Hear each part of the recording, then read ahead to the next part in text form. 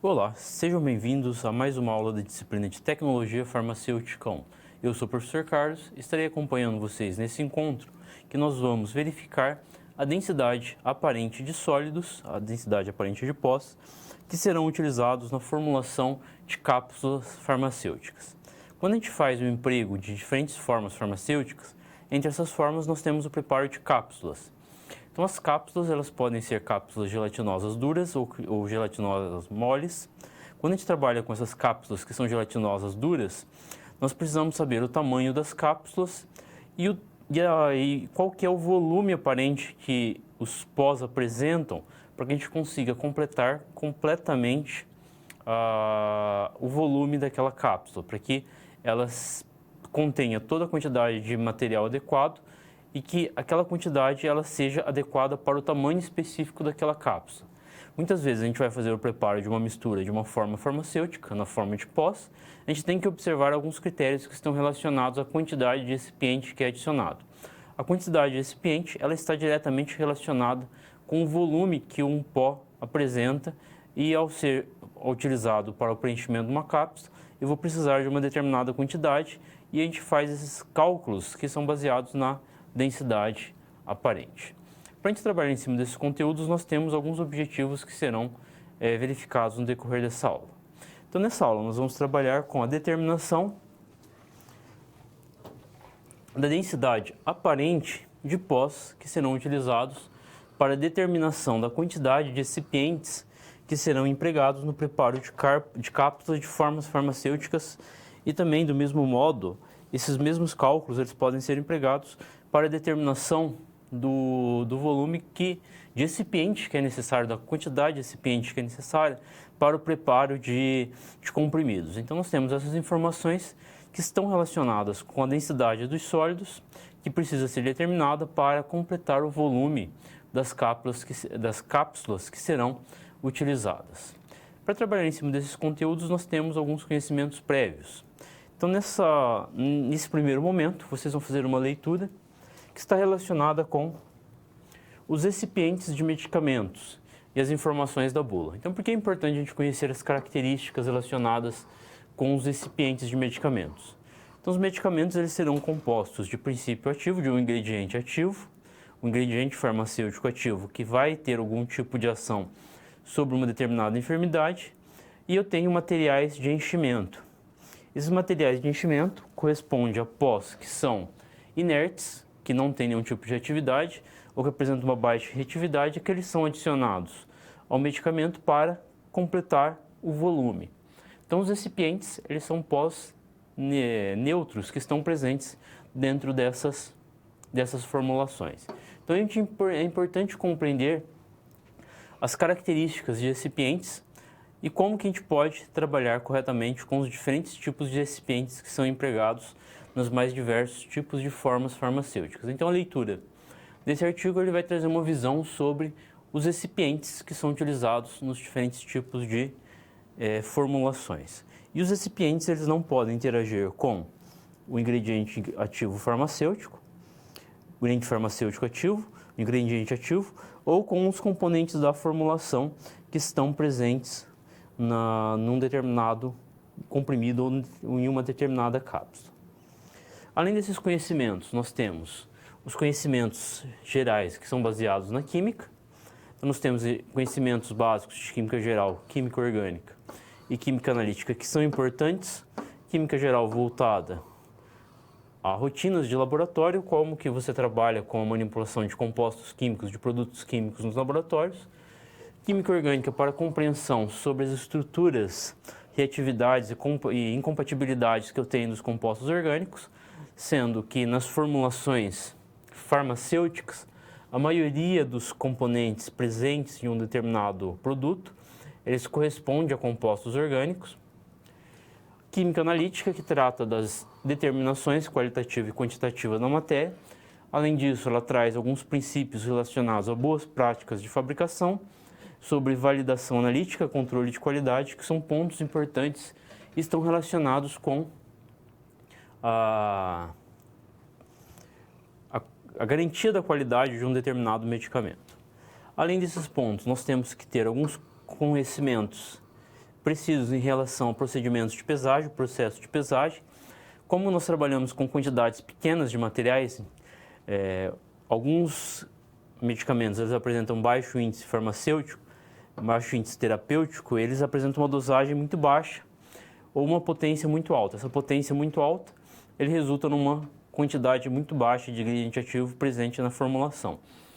E para ter a quantidade adequada de ingrediente ativo em um determinado medicamento, nós temos que fazer um processo de pesagem apurado. Nós temos que ter um controle muito bem sobre a pesagem dos materiais. E conforme a gente vai entrando mais especificamente no preparo de pós, de misturas sólidas, de formas farmacêuticas sólidas, que envolve o preparo de pós, nós temos que observar que a obtenção dessas misturas é extremamente complicada, extremamente complexa você obter misturas uniformes de pós que estarão presentes nessas formulações. E a pesagem, ela é fundamental para garantir a quantidade necessária do ingrediente ativo na formulação. Se eu pesar uma quantidade a mais, as características relacionadas à diluição pode fazer com que aquele medicamento ele apresente uma dosagem acima do que é estipulado pela farmacopeia. Então nós temos um limite máximo de aceitação, então nós temos um limite tanto para cima quanto para baixo, que um determinado ingrediente ativo ele pode apresentar em um determinado medicamento. Isso tudo está diretamente relacionado aos processos de pesagem. Além de trabalhar com esses processos de pesagem que envolve a formulação de medicamentos em pequenas quantidades, por exemplo, em uma farmácia de manipulação, quando a gente trabalha com processos de pesagem em uma indústria farmacêutica, esses critérios eles não são alterados. E muitas vezes o preparo de um determinado medicamento, um determinado lote, ele vai empregar uma quantidade muito pequena do ingrediente ativo, dependendo do tipo da formulação.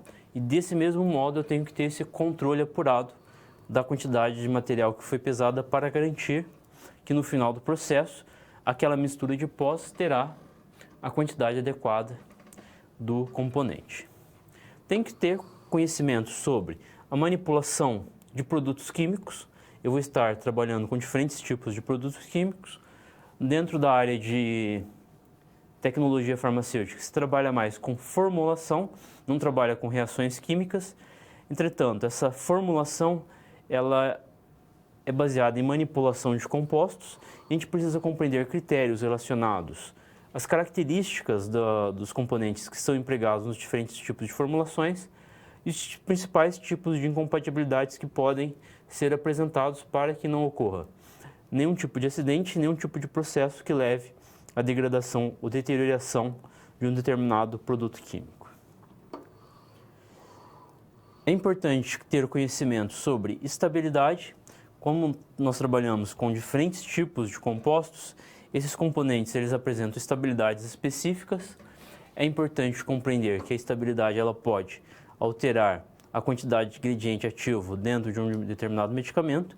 Então é importante compreender critérios de estabilidade, principalmente levando em consideração as condições ambientais e rotinas de laboratório, que envolve processos de pesagem, processos de utilização de vidrarias graduadas e volumétricas, processos que envolvem a utilização de diferentes componentes, reações que podem acontecer, utilização de vidrarias e os pontos que são importantes para realização de rotinas em um laboratório que emprega diferentes tipos de produtos químicos no seu dia a dia. Então esses pontos, eles são pontos fundamentais e são importantes para serem abordados, para terem um conhecimento prévio, porque serão utilizados e serão abordados no decorrer da nossa aula.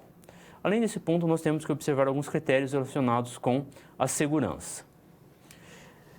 Antes de a gente entrar nos critérios relacionados à segurança, nós temos o nosso convite ao estudo. No nosso convite ao estudo, nós temos algumas questões que são levantadas em relação ao que será trabalhado no decorrer dessa aula. Então, primeiramente, o que são excipientes farmacêuticos?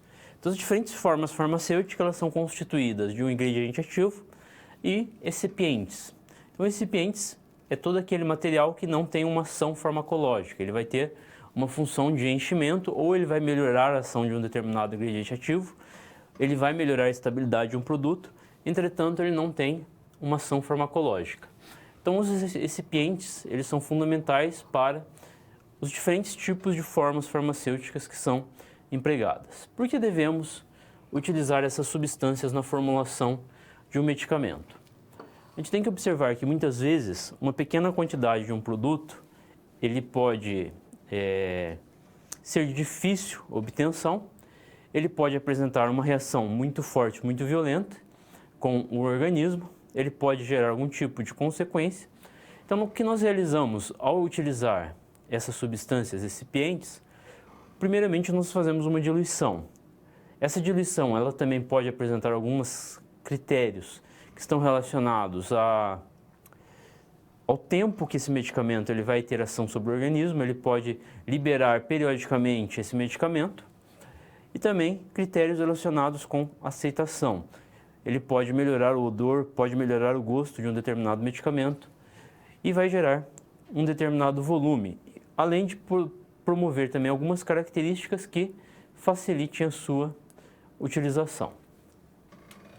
Então é importante a gente compreender que ao se preparar uma determinada forma farmacêutica, além da substância que consiste no ingrediente ativo, nós temos a utilização de recipientes que serão utilizados dentro desse preparo.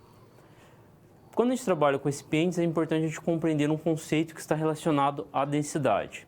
Então, a densidade é uma propriedade física da matéria que corresponde à massa, uma quantidade de massa que está contida em um determinado volume. Ou a gente pode colocar o volume que uma quantidade específica de massa ele vai estar ocupando. Então, essa densidade ela traz uma informação importante sobre o volume ocupado por uma determinada quantidade de matéria. E por que nós precisamos compreender conceitos de densidade? Nós podemos pensar numa formulação, numa forma farmacêutica, que ela é feita na forma de suspensão. A gente preparou uma suspensão e vamos estar comercializando essa suspensão. Ao realizar esse processo, eu vou precisar envasar esse produto para ser comercializado. Primeiramente, como que a gente faz esse invase? Nós fazemos o invase de um produto por massa ou por volume. Quando a gente faz uma determinada formulação, indiferente se ela seja farmacêutica ou não farmacêutica, um produto alimentício ou um outro produto do âmbito sanitário, quando a gente faz o invase desses produtos, nós levamos em consideração a sua massa e não o seu volume. Por quê? Porque o volume ele tem uma característica que ele pode variar de acordo com a temperatura. Então, o volume ele pode variar de acordo com a temperatura. Entretanto, a massa de um produto ele não varia de acordo com a temperatura. E para determinar qual que é a quantidade de massa que vai ser adicionada em um determinado volume, nós precisamos da densidade. Então, a densidade ela traz uma relação entre a massa e o volume. Se eu conheço o volume e se eu conheço a densidade, eu consigo encontrar a massa de material que vai estar contida em um determinado tipo de frasco. Então, se eu vou adicionar ali 5 litros de um produto em um frasco e o produto ele apresenta uma densidade de 1,20 e o volume é um volume de 5 litros, eu consigo encontrar qual que é a massa necessária para adicionar dentro desse frasco para que ele possua essa quantidade de 5 litros, que é a quantidade específica de comercialização daquele material. Então, desse modo, a densidade é uma propriedade importante e nós precisamos ter o conhecimento da densidade para realizar diferentes tipos de processos, principalmente quando a gente realiza processos de invase. Quando a gente faz o processo de encapsulamento, a gente está fazendo o preparo de uma cápsula, a cápsula vai ter um determinado volume e nós precisamos compreender essas características de volume para que adicione uma quantidade adequada de material de enchimento para que não fiquem espaços vazios dentro daquela cápsula. Então, a densidade ela é uma propriedade da matéria que relaciona a massa pelo volume. A densidade ela é determinada para líquidos e eu utilizo vidrarias volumétricas específicas na determinação da densidade. Entretanto, além da densidade, eu posso trabalhar com um outro tipo de propriedade, que é chamado de densidade aparente. O que é a densidade aparente e o que tem de diferença a densidade aparente em relação à densidade? Densidade aparente, ela também mede uma relação entre a massa e o volume de uma substância. Entretanto, nós temos uma diferença que está relacionada ao tipo de material que é utilizado na determinação dessa densidade. A densidade real, a densidade absoluta, ela vai ser medida para componentes líquidos. Já a densidade aparente, eu posso medir para materiais sólidos, materiais suspensos, materiais que possuem umidade. Eu vou determinar a densidade aparente ao invés de realizar a determinação da densidade absoluta. Por quê? Se eu pegar um material sólido, eu vou adicionar um material sólido em um determinado recipiente, eu começo a observar que dentro do empacotamento existem esses espaços vazios. Então existe um espaço vazio que vai ser preenchido por ar. Embora o ar ele apresenta uma densidade relativamente baixa, ao se determinar a densidade aparente de um material sólido, esse material sólido ele vai apresentar uma densidade que é menor do que a densidade real daquele sólido se ele não tivesse esses pequenos espaços de ar. Então é importante de determinar essa densidade aparente porque ela mede uma propriedade onde eu faço uma comparação e eu estou considerando dentro desse cálculo da densidade que existem espaços vazios que estão sendo ocupados por ar e além de ter esses espaços vazios que estão sendo ocupados por ar, aquele produto ele está apresentando uma densidade menor do que a densidade real daquele material. E qual que é a importância da determinação da densidade aparente de excipientes farmacêuticos? Quando a gente realiza essa determinação de densidade de excipientes farmacêuticos, nós estamos buscando compreender qual que é o volume que uma determinada massa de um material ele vai estar ocupando. Quando a gente faz o preparo de cápsulas, as cápsulas são comercializadas em tamanhos. Eu tenho diferentes tipos de tamanhos de cápsulas e cada cápsula tem uma capacidade máxima. E para trabalhar com essas cápsulas, eu preciso compreender qual que é a quantidade de ingrediente ativo e a quantidade de excipiente que será adicionado nessa formulação. E eu só consigo compreender essa propriedade se eu consigo compreender qual que é o volume que uma determinada massa de excipiente ele está ocupando, porque a partir dos cálculos adequados eu consigo determinar a massa de excipiente que vai ser utilizada para o preparo de uma determinada forma farmacêutica, uma determinada formulação. Para iniciar a nossa aula, nós temos alguns critérios relacionados com a segurança. Então vamos verificar.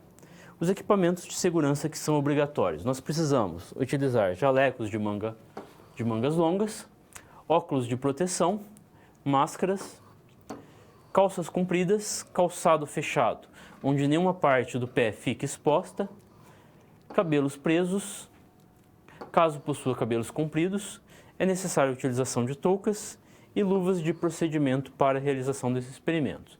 Alguns cuidados eles estão mais relacionados à produção de medicamentos, como a utilização de máscaras devido a realizar processos de maceração, gerar pós muito finos que podem gerar um determinado incômodo. Nós temos as luvas de proteção, pois nós estamos trabalhando com materiais que serão utilizados para com a finalidade de utilização, muitas vezes de uso interno, então nós temos que ter cuidado com contaminações que podem ocorrer no preparo desses medicamentos, dessas formas farmacêuticas, e também alguns outros cuidados relacionados às vestimentas que são necessárias para a realização do experimento. Então esses pontos, eles são pontos importantes e eles devem ser observados para a realização dessa nossa aula. Agora vamos conhecer quais são os procedimentos relacionados com a execução do experimento. Nós vamos trabalhar inicialmente com a determinação da densidade aparente. Então nós vamos apresentar inicialmente os reagentes, equipamentos, as vidrarias e os materiais que serão empregados nessa aula. Então nós começamos falando sobre os reagentes. Então, nós vamos precisar de dois reagentes, onde nós vamos determinar a densidade aparente. Então, nós vamos trabalhar com a densidade aparente do carbonato de cálcio e para o amido.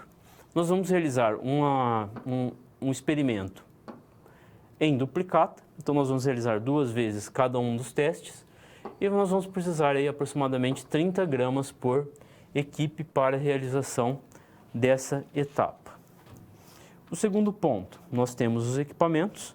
Para a realização desse experimento é necessária a utilização de balança analítica. Nós vamos estar pesando esses materiais e para a pesagem dos materiais é necessário o emprego de balança analítica. Nesse caso, nós vamos estar determinando a densidade.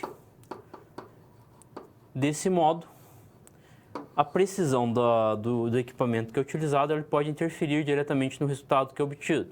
Então, a balança analítica é fundamental para determinar a exatidão do resultado que é obtido para a densidade que vai ser calculada, que vai ser determinada a partir do experimento.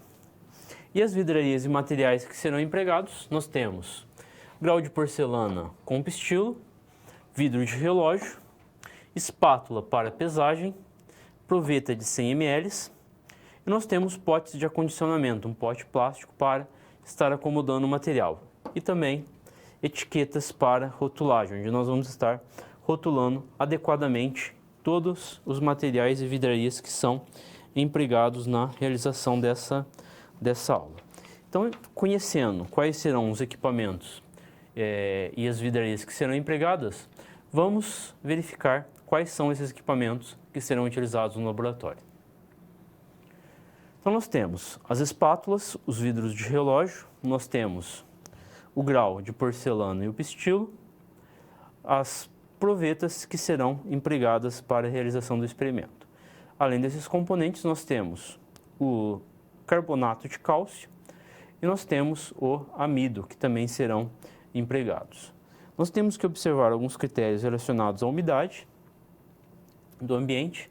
O carbonato de cálcio e o amido são componentes que podem estar absorvendo um pouco de umidade, então nós vamos verificar se os frascos estão adequadamente vedados para que não entre umidade nos materiais. Então, para a realização do experimento, nós vamos precisar de poucos materiais, que consiste apenas nesses equipamentos que são apresentados. Ao realizar esse experimento, nós vamos estar medindo as quantidades adequadas dos materiais. Para a realização de cada uma dos procedimentos, nós vamos precisar de 10 gramas de materiais e nós vamos realizar esses procedimentos em duplicata. O que isso vem a ser? Nós vamos precisar pelo menos realizar 2 vezes esse experimento e fazer uma média para encontrar qual que é a densidade aparente do material empregado. Então, esse processo é um processo importante porque ele vai garantir com maior segurança a quantidade de recipiente que eu vou precisar para a realização de determinados tipos de experimentos. Uma outra informação importante, nós vamos realizar a determinação da densidade aparente para o carbonato de cálcio e para o amido.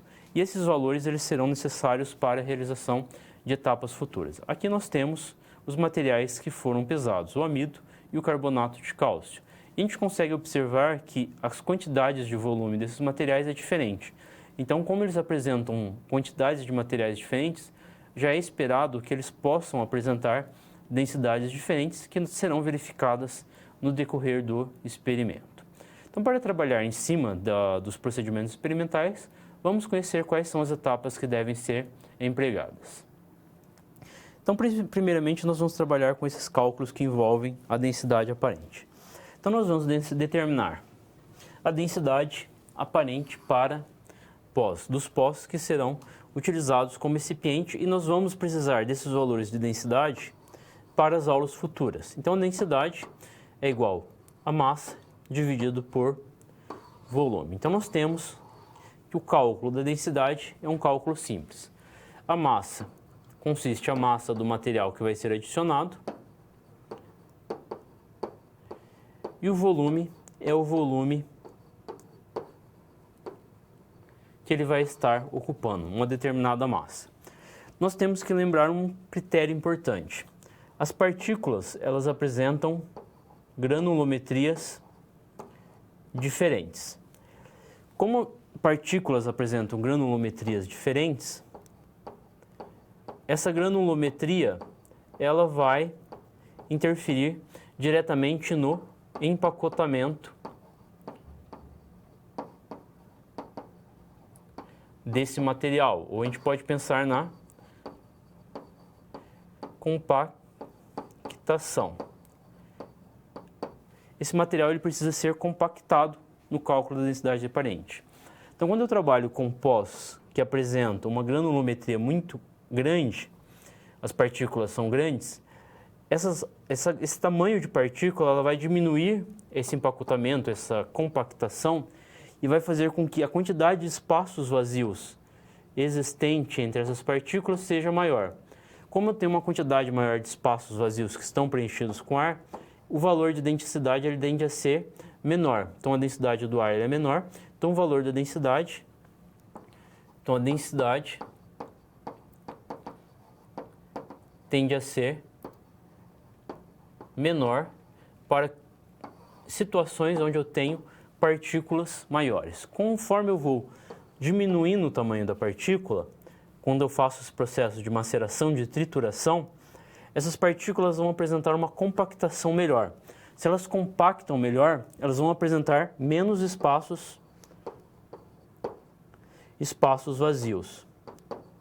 Se elas apresentam menos espaços vazios, isso quer dizer que o ar está interferindo menos na quantidade que eu tenho de volume dentro desse recipiente, desse componente. Desse modo, ele vai apresentar um valor de densidade maior. Então, quando a gente trabalha com essa determinação de densidade, nós estamos trabalhando com densidade aparente, a granulometria das partículas vai ser fundamental. Se a gente fizer um teste trabalhando com a determinação da densidade do pó antes e após realizar o processo de maceração, nós vamos observar que o valor da densidade ele vai ser alterado, ele vai alterar significativamente em função dessas características relacionadas a esse tamanho de partícula. E quais serão os primeiros procedimentos que devem ser realizados para a realização desse experimento? Primeiramente, pesar aproximadamente 10 gramas de carbonato de cálcio. Macerar com auxílio de grau e pistilo até obter um pó muito fino. Pesar 10 gramas do carbonato de cálcio macerado e anotar exatamente a quantidade pesada e transferir para uma proveta. Depois de transferir, nós vamos compactar. Depois de compactar, nós vamos determinar o volume que vai ser utilizado para a determinação de massa. Nós podemos fazer o experimento dessa forma. Entretanto, nós podemos fazer de uma forma um pouco diferente. Nós vamos pesar aproximadamente 10 gramas do carbonato de cálcio e vamos macerar esse material com o auxílio do grau e pistilo até obter um pó extremamente fino. Em seguida, nós vamos pegar uma proveta de 100 ml, vamos identificar essa proveta corretamente e vamos pesar essa proveta vazia. E vamos anotar exatamente a massa dessa proveta. Como nós já fizemos a maceração dessa quantidade de carbonato de cálcio, após ter o valor dessa massa dessa proveta, nós vamos adicionar o pó na proveta e vamos compactar o material. Depois que compactar o material, nós vamos ter o volume que está sendo ocupado por esse sólido. Além de obter o volume, nós precisamos obter a massa desse material. Como eu tenho o peso da proveta vazia, eu vou pesar essa proveta com o material que foi preenchido. E com a diferença que eu tenho da proveta cheia para a proveta vazia, eu vou ter a massa exata de material que foi adicionado. Esse processo é mais fácil ser realizado dessa forma, porque se eu pesar 10 gramas do carbonato de cálcio macerado, anotando exatamente essa quantidade pesada, e em seguida transferir, eu posso ter perdas no processo de transferência desse material para a proveta. Então é mais fácil a gente realizar o processo de pesagem da proveta vazia e dessa proveta cheia, que vai facilitar o processo de obtenção dessa densidade, densidade aparente. Então vamos verificar como que serão realizadas essas etapas. Então inicialmente nós vamos pegar o carbonato de cálcio e vamos pesar aproximadamente 10 gramas. Não precisa ser exatamente 10 gramas, nós vamos pesar aproximadamente 10 gramas e vamos anotar a quantidade que foi pesada.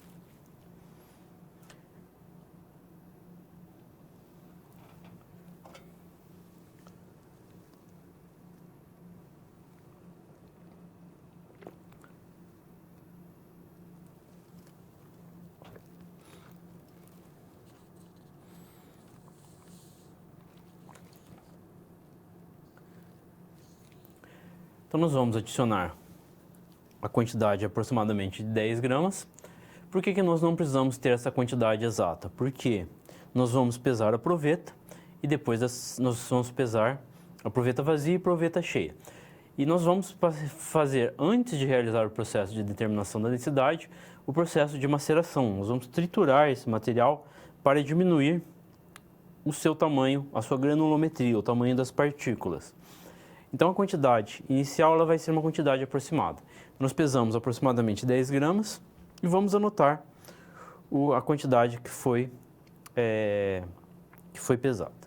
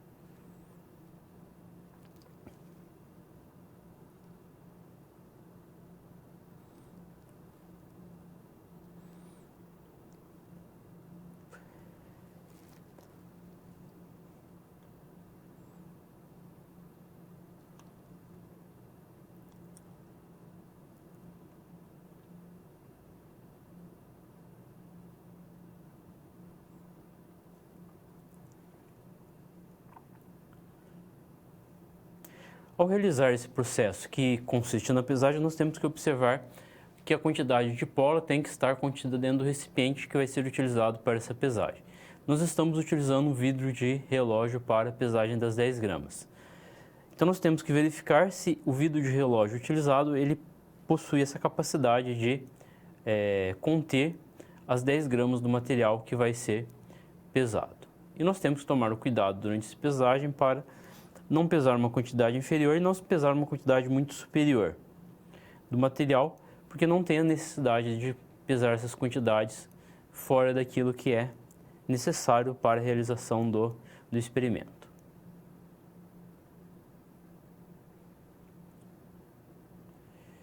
Então, após realizar essa pesagem, nós vamos anotar a quantidade exata de material que foi pesado. Então, nós anotamos essa quantidade.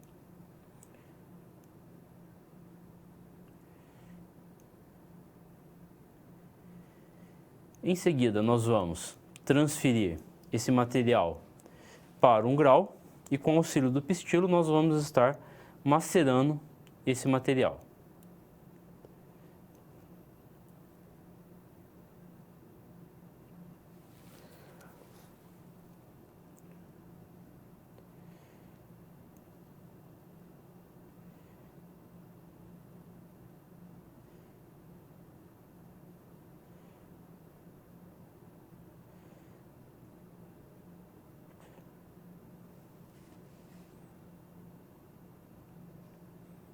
Esse processo de maceração, ele pode ser um processo que vocês podem fazer por 2, 3 minutos, macerando vigorosamente, fazendo um atrito do material com as paredes do grau, do pistilo com o grau, para que ocorra essa redução no tamanho da granulometria das partículas.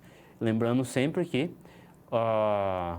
quanto menor o tamanho da partícula, maior a sua área superficial. Se eu tenho um aumento da área superficial, eu tenho maior área de ação de um determinado material.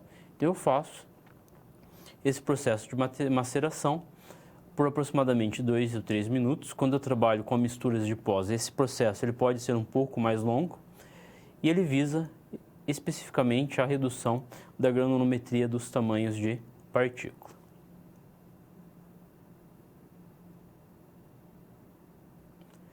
Após a realização dessa maceração, nós vamos utilizar uma proveta para a realização da determinação dessa densidade. Então nós vamos tarar uma balança e vamos pesar a proveta vazia antes de adicionar o componente.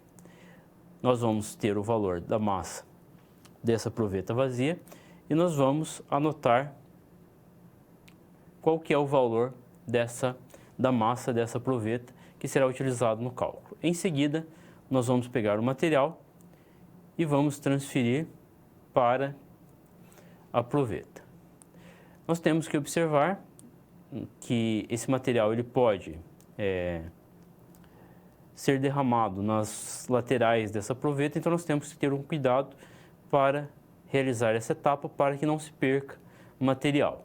Não em função da quantidade, mas se o material ele estiver fora do recipiente, ele também vai ser contabilizado como se estivesse fazendo parte do volume do recipiente que está sendo empregado. Então nós vamos transferir todo o material para a proveta.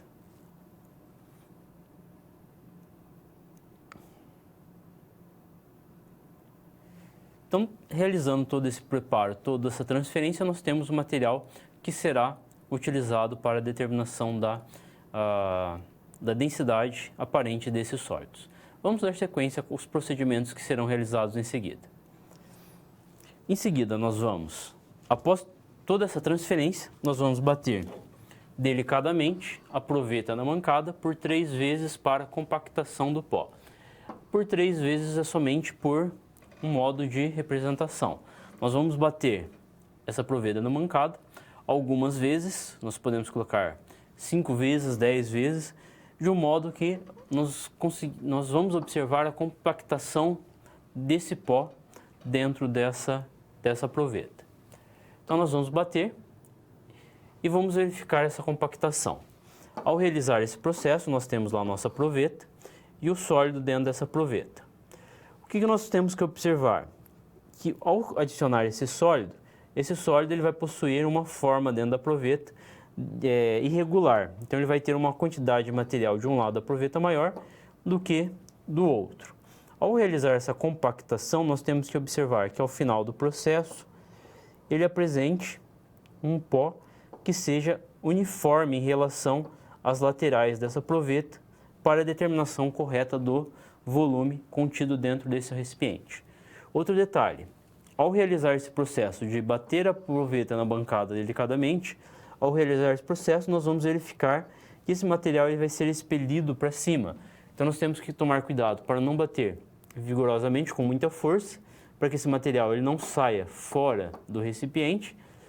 E por uma questão de segurança, nós temos que bater de uma forma onde nós não vamos gerar uma ruptura do vidro da proveta e possa gerar um ferimento na pessoa que está realizando o experimento.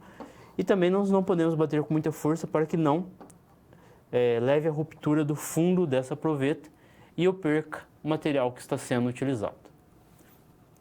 Então nós vamos realizar esse processo e vamos anotar o volume que foi ocupado pelo pó.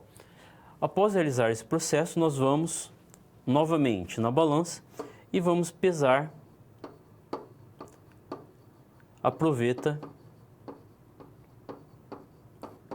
cheia. Então a gente vai realizar esse processo onde nós vamos estar pesando a proveta cheia com o material. E nós vamos ter a quantidade de massa presente dentro do recipiente. A partir dessa informação, nós vamos calcular a densidade aparente. Esse procedimento ele vai ser realizado em duplicata. Então nós vamos realizar a primeira vez com o carbonato de cálcio e vamos repetir esse mesmo procedimento com o carbonato de cálcio e vamos determinar a média da densidade aparente entre esses dois procedimentos. Terminando de realizar esse procedimento com o carbonato de cálcio, nós vamos iniciar o processo e vamos realizar esse mesmo processo com o amido. Então, nós vamos fazer esse teste mais 2 vezes para o amido, que nós vamos determinar a densidade aparente para o amido. Então, vamos conhecer quais são as etapas seguintes do procedimento. Então, na bancada, você vai estar trabalhando numa bancada rígida, então você vai pegar um pedaço de papel que vai estar amortecendo um pouco o processo que vai estar sendo utilizado para a compactação do material. Ao realizar esse processo, você vai pegar com a mão e segurar firmemente a proveta, fazendo uma circunferência da mão na proveta, para que o processo de compactação seja um processo eficiente. Então, você vai bater essa proveta na bancada algumas vezes para promover a compactação. Após realizar essa compactação, você vai verificar qual é o volume que vai estar sendo apresentado. Então, esse volume corresponde à quantidade de matéria que foi adicionada. Então, você vai estar anotando o volume. Após realizar esse processo, você vai novamente na balança, que está tarada, e você vai pesar essa proveta com o material que foi adicionado. E vai anotar corretamente qual que é a massa dessa proveta com o material. Essas informações elas serão utilizadas para a determinação do cálculo da densidade aparente desses materiais. Ao terminar esse processo com carbonato de cálcio, nós vamos realizar as mesmas etapas com o amido. Então, inicialmente, nós vamos pesar 10 gramas do amido. Vocês vão notar que o amido ele apresenta uma compactação maior. Então, as 10 gramas, aparentemente, você já consegue observar que vai ter um volume menor que vai ser ocupado. Então, inicialmente, nós trabalhamos com a pesagem de 10 gramas de amido.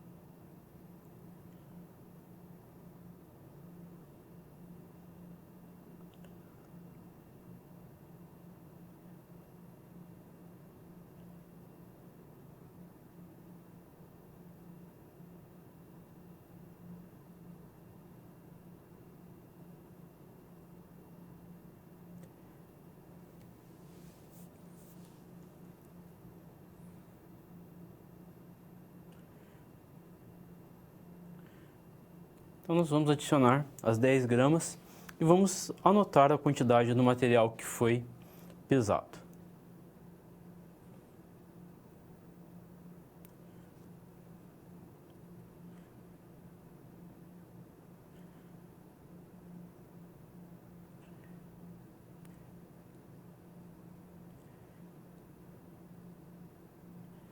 Em seguida, nós vamos transferir o material para o grau com o grau e vamos fazer o processo de maceração, de trituração, para reduzir o tamanho, a granulometria das partículas presentes nesse material sólido.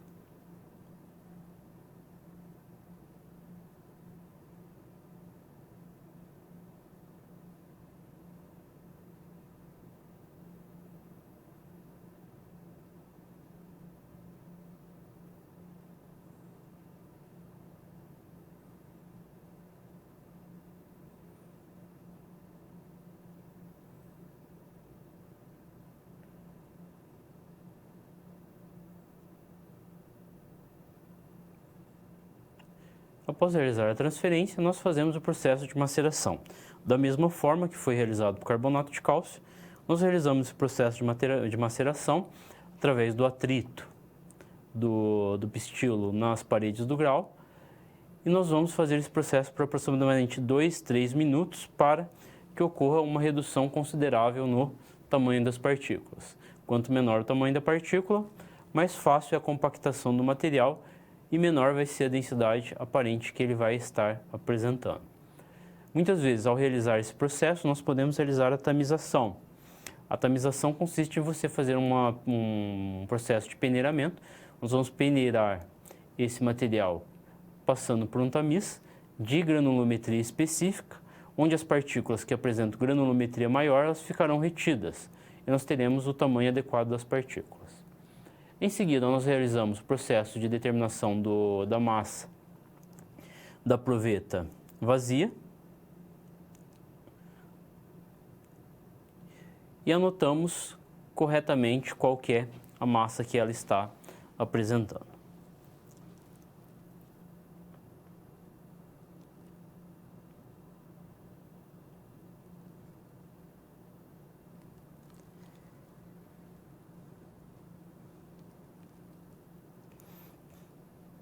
Então, nós anotamos qual que é a massa que vai estar para aquele material. Em seguida, nós vamos transferir todo o amido para a proveta. Nós fazemos esse processo com certo cuidado para evitar que o material ele suje a parte exterior da proveta, que pode interferir na quantidade de massa que eu tenho do material.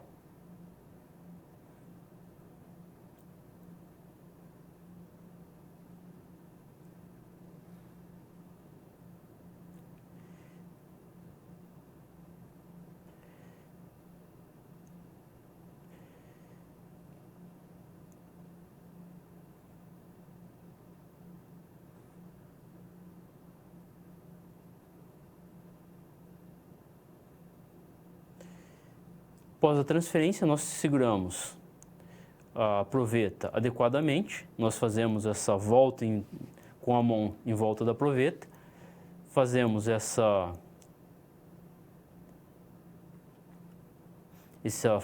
forma de segurar adequada e depois fazemos a compactação batendo esse material na mesa com um pedaço de papel embaixo para que não ocorra nenhum tipo de acidente e determinamos qual que é o volume.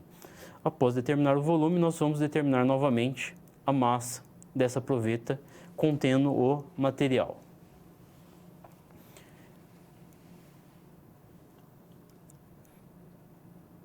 Ao realizar essa etapa, nós anotamos adequadamente qual que foi o valor obtido. Então, esses consistem nos procedimentos que estão relacionados com a determinação da densidade. Agora, vamos verificar quais são os processos que devem ser realizados para a determinação da densidade aparente desses pós. Então, nós vamos realizar os cálculos que envolvem a densidade dos aparentes dos pós e vamos realizar esse processo tanto para o carbonato de cálcio quanto para o amido. Então, quando a gente trabalha com a granulometria das partículas, com pós de diferentes granulometrias, nós temos que observar que nas áreas que envolvem ciências de materiais, engenharias, indústria química e também indústria farmacêutica, o peso de um determinado pó, de um sólido que apresenta uma granulometria específica, ele é, às vezes, desconsiderado e pensar que os grãos, se a gente pegar ali um material dentro de um recipiente, nós temos, muitas vezes, que observar que esses materiais eles vão possuir esses espaços vazios, e esses espaços vazios estão preenchidos com ar, e eles são muitas vezes desconsiderados quando eu determino a densidade de um determinado material. Entretanto, eu tenho que esse espaço vazio, ele também vai estar constituindo o volume que uma determinada quantidade vai estar ocupando. Então, eu tenho que os grãos, eles vão ter espaços vazios que estão preenchidos por ar. Nós podemos ter outros materiais que também podem estar preenchendo esses espaços vazios, mas comumente nós temos que é o ar que vai estar preenchendo. Nós temos que pensar que quando a gente realiza o cálculo de densidade, a densidade é massa por volume, e o cálculo da densidade absoluta, ele não considera espaços vazios. Então, a densidade absoluta, ela considera que todo o material está ocupando o espaço e dentro desse recipiente eu não tenho ar ocupando espaços vazios. E a densidade ela é determinada dessa forma, quando eu trabalho com densidade absoluta. Entretanto, quando a gente trabalha com pós, o volume do sólido, ele tem, consequentemente, um volume de ar presente. E esse volume de ar ele precisa ser considerado. Quando eu trabalho com a determinação dessa densidade, considerando que existe esse volume de ar, eu tenho o cálculo da densidade, que é chamado de densidade aparente. E essa densidade aparente, ela considera esses espaços vazios no cálculo da densidade, que consiste na determinação da densidade de um material que possui, dentro da sua estrutura, um outro fluido que está preenchendo esses espaços. Então, nós temos que o empacotamento desse material ele vai fazer uma grande diferença dentro desse processo. Então, quando a gente faz o processo de maceração, nós estamos reduzindo o tamanho das partículas. Ao reduzir o tamanho de partículas, nós conseguimos observar que esses espaços vazios eles serão menores. Eu vou ter que uma quantidade maior de partículas e vai estar contida num volume menor.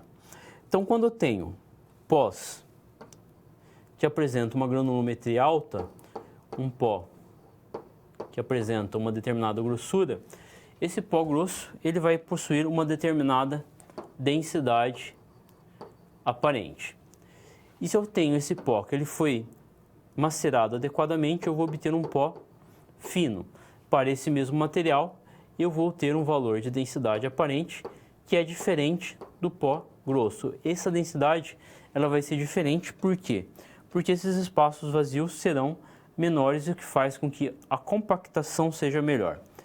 Ao realizar esse processo, nós temos que observar também que é feito a compactação. Então, ao fazer a compactação, nós estamos fazendo com que esses espaços vazios eles sejam organizados de uma forma que ocupe menos espaço possível dentro desse recipiente. Então, essa organização ela faz com que ocorra a compactação do material, ou seja, a compactação ela organiza essas partículas dentro da estrutura, diminuindo, reduzindo a quantidade de espaços vazios. Então, ela vai reduzir. Quando eu trabalho com uma determinada forma farmacêutica, eu vou estar trabalhando com um material que vai estar compactado. Por quê?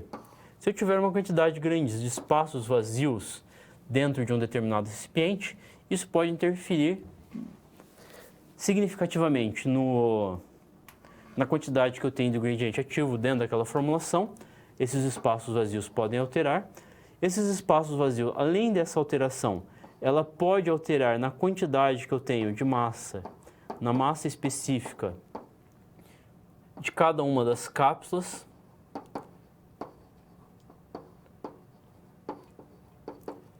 Então, as cápsulas podem apresentar uma diferença muito grande de massa, uma entre as outras. E além de apresentar essas diferenças de massas, esse ar vazio ele vai conter uma quantidade de oxigênio presente dentro desse meio. E esse oxigênio ele pode fazer com que ocorra um processo de oxidação do ingrediente ativo, levando a um processo de deterioração. Então é importante que ao realizar esses processos, nós temos que determinar a densidade aparente. Então a densidade aparente, ele é um cálculo necessário para determinar qual que é a massa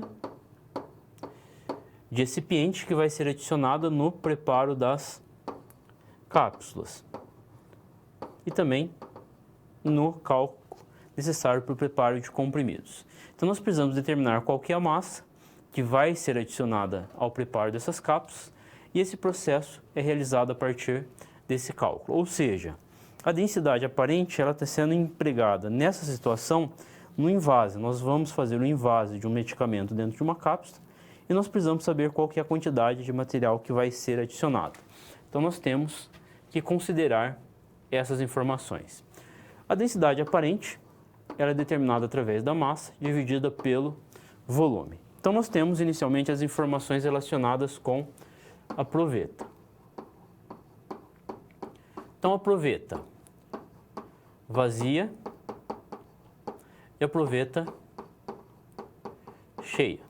A proveta vazia, ela possui uma massa de 94,7682 gramas. E essa proveta cheia possui uma massa de 104,6399 gramas. A diferença entre cheia menos vazia é igual à massa do material.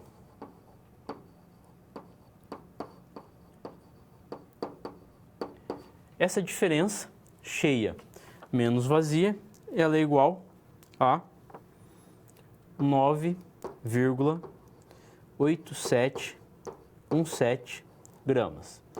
Então, eu tenho que foi adicionado àquela proveta 9,8717 gramas de carbonato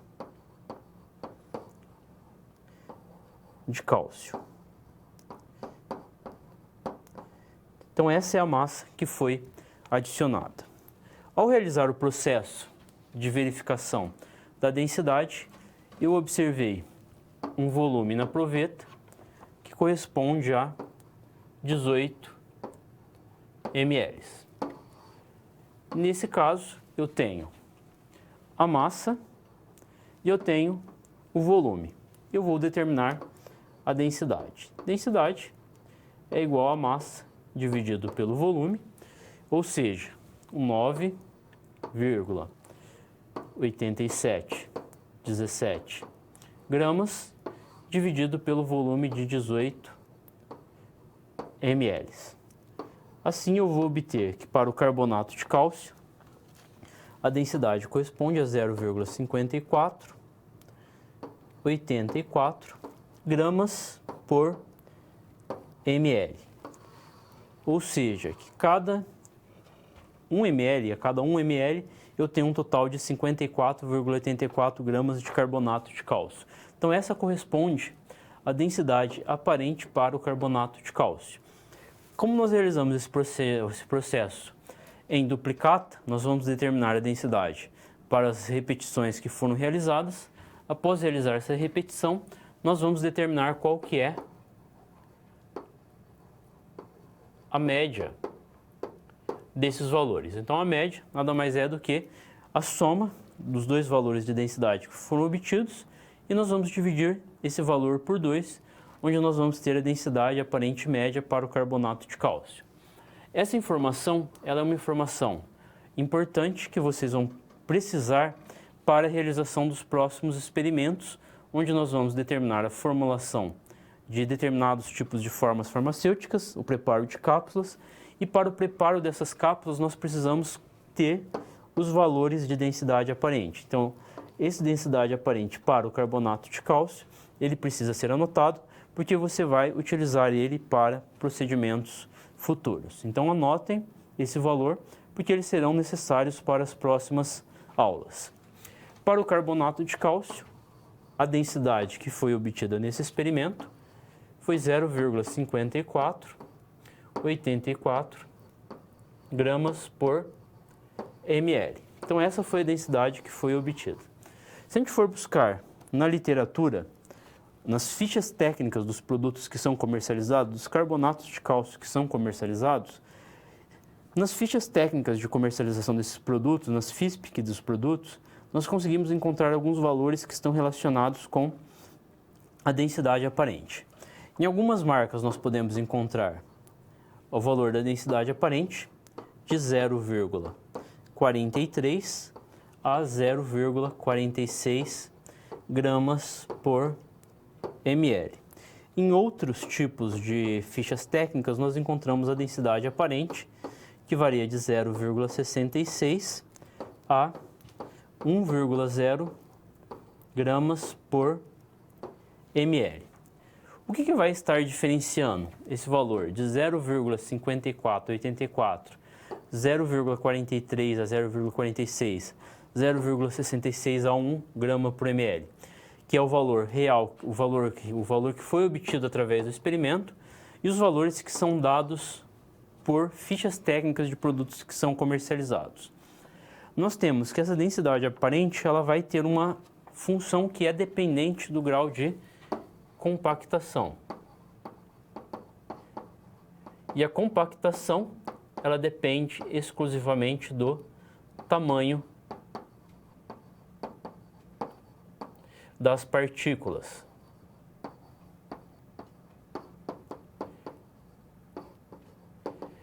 Quando eu tenho um valor menor de densidade, eu tenho que uma quantidade maior, um volume maior, está contendo uma quantidade menor de produto, ou seja, ela vai apresentar uma granulometria alta e essa granulometria vai fazer com que a quantidade de espaços vazios dentro dessa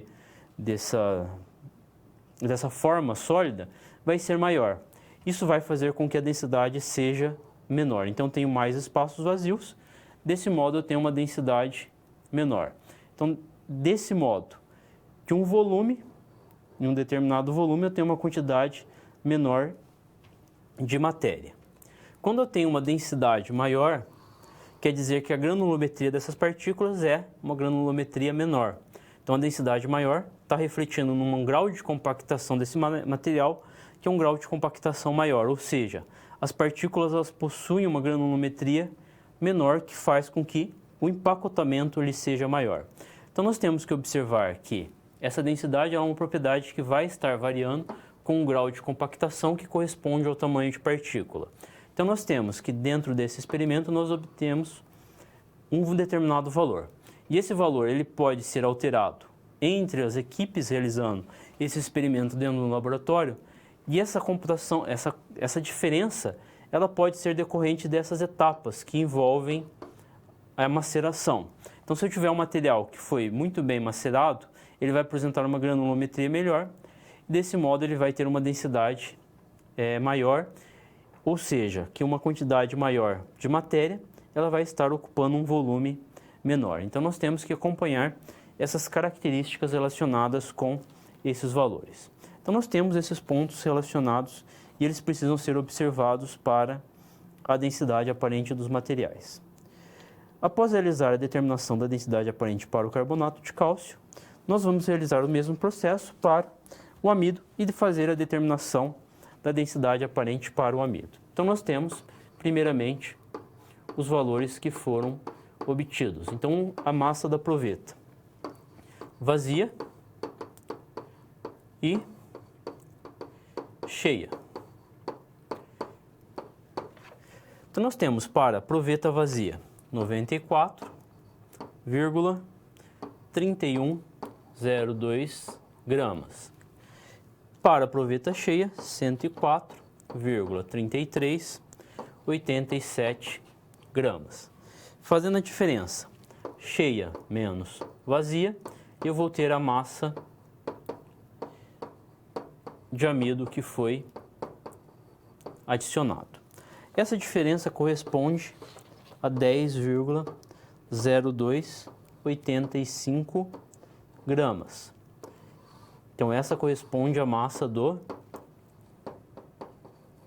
amido. Então, eu tenho a massa do amido que está presente dentro dessa proveta. Ao realizar o experimento, eu observei o volume que foi marcado na proveta após a compactação do material. Ao realizar essa etapa, eu observei que o amido estava preenchendo 14 ml da proveta. Então, essas 10,0285 gramas de amido estava preenchendo um volume de 14 ml. Densidade, massa dividido pelo volume. A massa corresponde a 10,0285 gramas, que foi dividido por 14 ml. Então, eu tenho que a densidade para o amido, ela vai corresponder a 0,7163 gramas por ml. Então, para esse experimento, eu estou obtendo para o amido a densidade de 0,7163 ml. A mesma comparação que foi feita para o carbonato de cálcio. Se eu observar as fichas técnicas dos produtos, eu vou encontrar a densidade aparente para o amido. Então, numa ficha técnica qualquer de um produto comercial de amido, eu encontro a densidade aparente igual a 0,658 gramas por ml. Então, essa densidade aparente que foi encontrada numa ficha técnica para a densidade aparente que foi encontrada no experimento, ela está relacionada com a granulometria das partículas. Então, quanto menor o tamanho dessas partículas, maior é a compactação, e isso favorece principalmente os valores que são obtidos para a densidade que é encontrada. Então, nós temos esses dois cálculos que são realizados para o carbonato de cálcio e para o amido. Então, nós vamos realizar esse experimento, vamos realizar para o carbonato de cálcio em duplicata e vamos realizar para o amido em duplicata.